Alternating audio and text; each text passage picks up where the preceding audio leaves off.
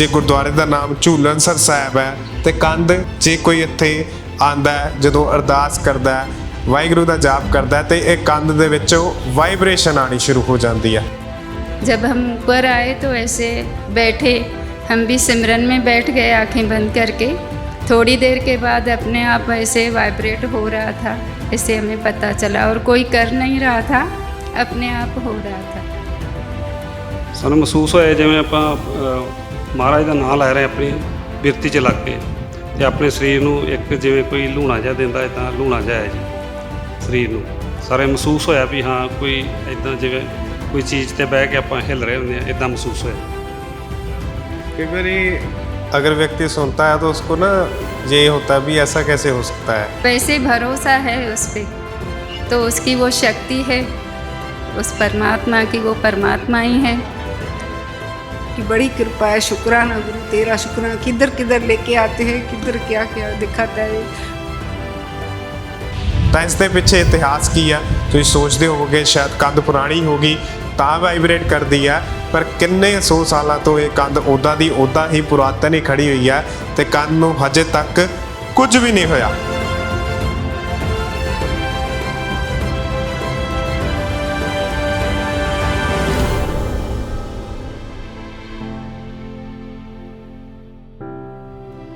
ਗੁਰੂ ਪਿਆਰੀ ਫਤਿਹ ਦੀ ਸਾਂਝ ਪਾਉਂਦੇ ਆ। ਵਾਹਿਗੁਰੂ ਜੀ ਕਾ ਖਾਲਸਾ, ਵਾਹਿਗੁਰੂ ਜੀ ਕੀ ਫਤਿਹ। ਤਰਨਤਾਰਨ ਦੀ ਇਤਿਹਾਸਕ ਧਰਤੀ ਤੇ ਗੁਰਦੁਆਰਾ ਦੁੱਖ ਨਿਵਾਰਨ ਸਾਹਿਬ ਝੂਲਣਸਰ ਸਾਹਿਬ ਮੌਜੂਦ ਆ। ਤਾਂ ਮੇਰੇ ਪਿੱਛੇ ਤੁਸੀਂ ਇੱਕ ਦੀਵਾਰ ਦੇਖ ਸਕਦੇ ਹੋ, ਇੱਕ ਕੰਧ ਦੇਖ ਸਕਦੇ ਹੋ ਅਤੇ ਅੱਜ ਵੀ ਇਹ ਕੰਧ ਜਿਹੜੀ ਹੈ, ਜੇ ਗੁਰਦੁਆਰੇ ਦਾ ਨਾਮ ਝੂਲਣਸਰ ਸਾਹਿਬ ਹੈ ਤੇ ਕੰਧ ਜੇ ਕੋਈ ਇੱਥੇ ਆਂਦਾ ਹੈ, ਜਦੋਂ ਅਰਦਾਸ ਕਰਦਾ ਹੈ, ਵਾਹਿਗੁਰੂ ਦਾ ਜਾਪ ਕਰਦਾ ਤੇ ਇਹ ਕੰਧ ਦੇ ਵਿੱਚੋਂ ਵਾਈਬ੍ਰੇਸ਼ਨ ਆਣੀ ਸ਼ੁਰੂ ਹੋ ਜਾਂਦੀ ਹੈ। ਤਾਂ ਇਸ ਦੇ ਪਿੱਛੇ ਇਤਿਹਾਸ ਕੀ ਆ? ਤੁਸੀਂ ਸੋਚਦੇ ਹੋਵੋਗੇ ਸ਼ਾਇਦ ਕੰਧ ਪੁਰਾਣੀ ਹੋਗੀ ਤਾਂ ਵਾਈਬ੍ਰੇਟ ਕਰਦੀ ਹੈ, ਪਰ ਕਿੰਨੇ 100 ਸਾਲਾਂ ਤੋਂ ਇਹ ਕੰਧ ਉੱਦਾਂ ਦੀ ਉੱਦਾਂ ਹੀ ਪੁਰਾਤਨ ਹੀ ਖੜੀ ਹੋਈ ਹੈ ਤੇ ਕੰਧ ਨੂੰ ਹਜੇ ਤੱਕ ਕੁਝ ਵੀ ਨਹੀਂ ਹੋਇਆ। ਇਤਿਹਾਸ ਨਾਲ ਵੀ ਤੁਹਾਨੂੰ ਜਾਣੂ ਕਰਾਉਂਦੇ ਆ ਅਤੇ ਜਦੋਂ ਵੀ ਕੋਈ ਉੱਪਰ, ਹੁਣ ਕੰਧ ਬਿਲਕੁਲ ਸਹੀ ਆ, ਤੁਸੀਂ ਉੱਪਰ, ਸਭ ਤੋਂ ਵੱਡੀ ਗੱਲ ਹੈ ਕੋਈ ਵੀ ਵਿਅਕਤੀ ਉੱਪਰ ਜਾ ਕੇ ਬੈਠੇਗਾ ਤਾਂ ਵਾਈਬ੍ਰੇਸ਼ਨ ਨਹੀਂ ਹੋਏਗੀ, ਪਰ ਜਦੋਂ ਰੱਬ ਦਾ ਨਾਮ ਲਵੇਗਾ, ਜਦੋਂ ਵਾਹਿਗੁਰੂ ਦਾ ਜਾਪ ਕਰੇਗਾ, ਉਦੋਂ ਹੀ ਵਾਈਬ੍ਰੇਸ਼ਨ ਹੋਣੀ ਸ਼ੁਰੂ ਹੋ ਜਾਏਗੀ। ਇਸ ਦੇ ਪਿੱਛੇ ਇਤਿਹਾਸ ਕੀ ਹੈ?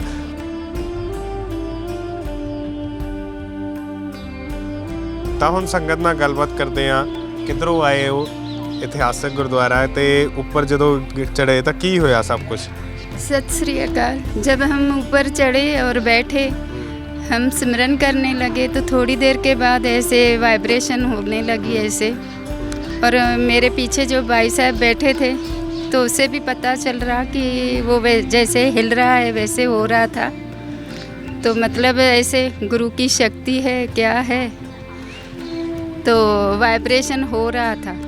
खुद हो रहा था, हिला नहीं रहा था कोई दीवार को? कोई हिला नहीं रहा था, खुद ब खुद हो रहा था, गुरु की कृपा से।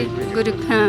आप जैसे आप हिंदी बोल रहे हो, मुझे लगता नहीं आप पंजाब से हो, आप बाहर से आए हो कहीं? हाँ, हम कोल्हापुर से आए हैं, महाराष्ट्र कोल्हापुर से। अच्छा, तो गुरुद्वारे साहब का कैसे पता लगा, यहाँ कैसे आए, इसके बारे में? हाँ, हमने जो ऑटो कराई तो उन्हें बोला ना कि अमृतसर में जो जो मेन जगहें हैं तो हमें लेके चलिए, तो वो यहाँ लेके आए। तो यहाँ माथा टेका तो भाई साहब ने बोला कि आप जाओ ऊपर, झूले का वो क्या है, वो ऑटो वाला बोल रहा था कि यहाँ झूले पे ऐसे बैठते हैं, तो हमें तो पता नहीं, लेकिन फिर भाई साहब ने बोला आप जाओ ऊपर तो खुद ब खुद पता चलेगा। जब हम ऊपर आए तो ऐसे बैठे, हम भी सिमरन में बैठ गए आंखें बंद करके। थोड़ी देर के बाद अपने आप ऐसे वाइब्रेट हो रहा था, ऐसे हमें पता चला, और कोई कर नहीं रहा था, अपने आप हो रहा था। कई बारी अगर व्यक्ति सुनता है तो उसको ना ये होता है भी ऐसा कैसे हो सकता है, क्वेश्चंस बड़े दिमाग में आने लग जाते हैं। पहले क्वेश्चंस आए होंगे भी ऐसा तो हो ही नहीं सकता। नहीं, वैसे ऐसे नहीं, गुरु की महिमा का भी पता है ना, वो तो खुदा है ऐसे, तो वैसे भरोसा है उस पर, तो उसकी वो शक्ति है, उस परमात्मा की, वो परमात्मा ही है। तो भरोसा था कि हाँ सच्ची मुच्ची वो शक्ति है ऐसे। तो शक्ति महसूस की है आप? हाँ, अब आए हो, कैसा मन में कैसा लग रहा है, बदलाव आया? और भरोसा बैठा गुरु पे। वैसे था ही लेकिन ये अपने आप वाइब्रेट होने लगा ऐसे, तो गुरु पे और भरोसा पक्का हुआ। सत श्री अकाल। खालसा वाहिगुरू जी की फतेह। हमारे बड़े भाग है गुरु की कृपा से, गुरु की बड़ी कृपा है। शुक्राना गुरु तेरा शुक्राना। किधर किधर लेके आते हैं, किधर क्या क्या दिखाता है। बड़ा शुक्राना शुक्राना शुक्राना। वाहिगुरु जी का खालसा वाहिगुरू जी की फतेह फतेह। आपका भी शुक्राना। कितना गुरु का सबको सुनाते, सब संगत को दिखाते, आपका भी शुक्राना शुक्राना। बड़े भाग है, आपके भी दर्शन हो गए गुरु के सिख के प्यारे। वाहिगुरू जी का खालसा वाहिगुरू जी की फतेह। ऊपर थे, दीवार पर थे, कैसा लगा?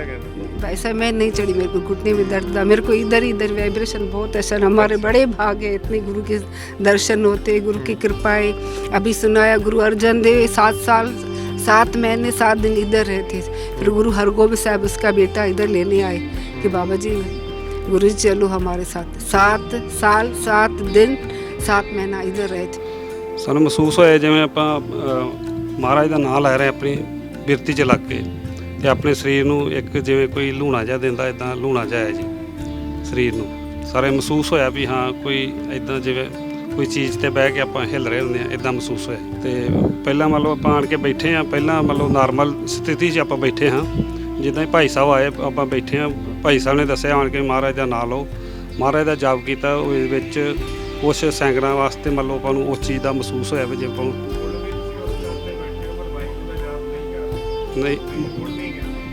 ਨਹੀਂ ਵਾਹਿਗੁਰੂ ਦਾ ਤੁਸੀਂ ਜਾਪ ਕਰੋ, ਲੇਕਿਨ ਜੋ ਸੰਗਤ ਦੀ ਭਾਵਨਾ ਇੱਕਜੁੱਟ ਜੋ ਮਹਿਸੂਸ ਹੁੰਦਾ, ਉਹ ਚੀਜ਼ ਮਹਿਸੂਸ ਹੁੰਦੀ। ਜਿਵੇਂ ਹੁਣ ਆਪਾਂ ਨਾਰਮਲ ਬੈਠੇ ਹਾਂ ਤੇ ਆਪਾਂ ਵਾਹਿਗੁਰੂ ਕਰ ਰਹੇ ਤੇ ਆਪਾਂ ਨੂੰ ਨਹੀਂ ਉਸ ਚੀਜ਼ ਦਾ ਮਹਿਸੂਸ ਹੋ ਰਿਹਾ। ਜਦੋਂ ਭਾਈ ਸਾਹਿਬ ਆਣ ਕੇ ਅਰਦਾਸ ਕਰਦੇ ਨੇ, ਉਹਦੇ ਨਾਲ ਸਾਨੂੰ ਉਸ ਚੀਜ਼ ਦਾ ਮਹਿਸੂਸ ਹੁੰਦਾ ਹੈ। ਇਸ ਸਥਾਨ ਤੇ ਗੁਰੂ ਅਰਜਨ ਦੇਵ ਜੀ ਮਹਾਰਾਜ 7 ਸਾਲ 7 ਮਹੀਨੇ 7 ਦਿਨ ਇਸ ਸਥਾਨ ਤੇ ਰਹੇ।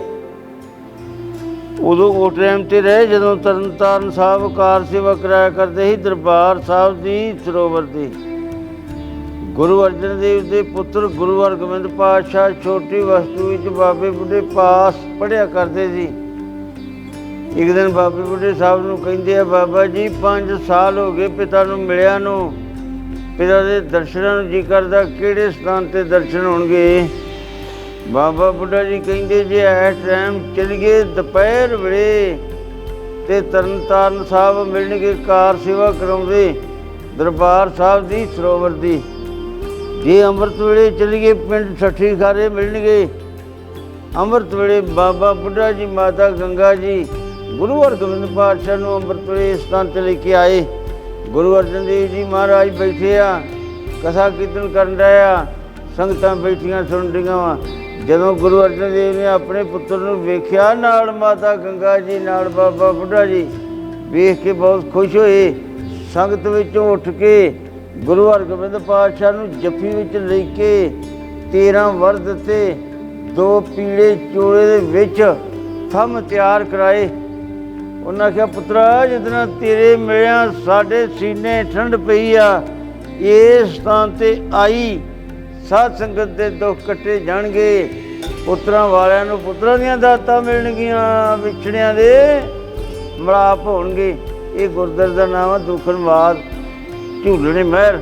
ਅੰਮ੍ਰਿਤਸਰ ਸਾਹਿਬ ਤੋਂ ਆਣ ਕੇ 2 ਕੋੜੇ ਬੈਠੇ ਮਹਾਰਾਜ ਜੀ ਜੋ ਰੀਝ, ਉਹਨਾਂ ਹੱਥ ਜੋੜ ਕੇ ਬੇਨਤੀ ਕੀਤੀ, ਗੁਰੂ ਜੀ ਤੁਸੀਂ ਦੁਖੀਆਂ ਦੇ ਦੁੱਖ ਦੂਰ ਕਰਦੇ ਜੋ, ਸਾਡਾ ਕੋੜ ਦੂਰ ਕਰੋ, ਅਸੀਂ ਬੜੇ ਪਛੜੇ ਹਾਂ। ਸਰੋਵਰ ਨੂੰ ਕੱਚੀ ਢਾਬ ਹੀ। ਗੁਰੂ ਅਰਜਨ ਦੇਵ ਜੀ ਮਹਾਰਾਜ ਕੋੜਿਆਂ ਨੂੰ ਕਹਿੰਦੇ 5 ਐਤਵਾਰ ਇਹ ਸਰੋਵਰ ਇਸ਼ਨਾਨ ਕਰੋ। 5 ਐਤਵਾਰ ਮਹਾਰਾਜ ਦੀ ਝੂਰੀ 'ਚ ਨਮਸਕਾਰਾਂ ਕਰੋ। ਗੁਰੂ ਸਾਹਿਬ ਦੇ ਦਰਸ਼ਨ ਕੀਤੇ, ਗੁਰੂ ਸਾਹਿਬ ਨੇ ਕੋੜੇ ਰਾਜੀ ਕੀਤੇ। ਇੱਕ ਮਾਤਾ ਬੈਠੀ ਸੰਗਤ ਵਿੱਚ ਜਿਹਨੂੰ ਕੋਈ ਧੀ ਪੁੱਤ ਦੀ ਆਸ ਹੀ ਨਹੀਂ, ਉਹਨੇ ਉੱਠ ਕੇ ਹੱਥ ਜੋੜ ਕੇ ਬੇਨਤੀ ਕੀਤੀ, ਗੁਰੂ ਜੀ ਤੁਸੀਂ ਦੁਖੀਆਂ ਦੇ ਦੁੱਖ ਦੂਰ ਕਰਦੇ ਜੋ, ਕੋੜਿਆਂ ਦਾ ਕੋੜ ਦੂਰ ਕਰਦੇ ਜੋ, ਮੈਨੂੰ ਪੁੱਤਰ ਦੀ ਦਾਤ ਨਹੀਂ ਦੇ ਸਕਦੇ। ਗੁਰੂ ਅਰਜਨ ਦੇਵ ਨੇ ਮਾਈਆਂ ਵਾਸਤੇ 8 ਨੁਕਰਾ ਸਰੋਵਰ ਤਿਆਰ ਕੀਤਾ। ਜਦ ਛੱਡਿਆ ਮਾਤਾ ਨਾਲ ਭਜਨ ਕੀਤੇ। 5 ਐਤਵਾਰ ਸਿਰ ਕੇਸ਼ੀ ਇਸ਼ਨਾਨ ਕਰੋ, ਜੋਤਾਂ 'ਚ ਘਿਓ ਪਾਓ, ਫਲਾਂ ਦਾ ਪ੍ਰਸ਼ਾਦ ਲਿਆਓ। ਮਾਤਾ ਨੇ ਗੁਰਾਂ ਦਾ ਵਚਨ ਮੰਨ ਕੇ 5 ਐਤਵਾਰ ਸਿਰ ਕੇਸ਼ੀ ਇਸ਼ਨਾਨ ਕੀਤੇ। ਜੋਤਾਂ ਹੀ ਘਿਓ ਪਾਇਆ, ਫਲਾਂ ਦਾ ਪ੍ਰਸ਼ਾਦ ਲਿਆਂਦਾ, ਗੁਰੂ ਸਾਹਿਬ ਦੇ ਦਰਸ਼ਨ ਕੀਤੇ।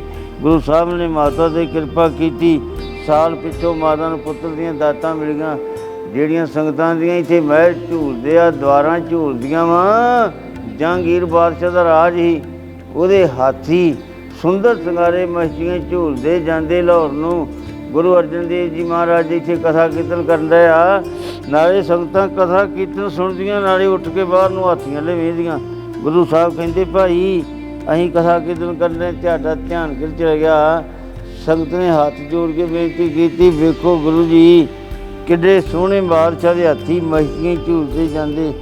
ਗੁਰੂ ਸਾਹਿਬ ਕਹਿੰਦੇ ਭਾਈ ਇਹ ਆ ਸਾਹ ਲੈਣ ਵਾਲੀਆਂ ਚੀਜ਼ਾਂ, ਸਾਹ ਆਵੇ ਕਿ ਨਾ ਹੀ ਆਵੇ, ਇਸ ਸਥਾਨ 'ਤੇ ਗੁਰੂ ਸਾਹਿਬ ਦੇ ਮਹਿਰ ਰਹਿੰਦੀ ਦੁਨੀਆਂ ਤਾਈਂ ਝੂਲਣਗੇ। ਜਿਹੜੀਆਂ ਸੰਗਤਾਂ ਇਸ ਸਥਾਨ 'ਤੇ ਆਉਣਗੀਆਂ, ਮੂੰਹੋਂ ਮੰਗੀਆਂ ਮੁਰਾਦਾਂ ਪਾਉਣਗੀਆਂ।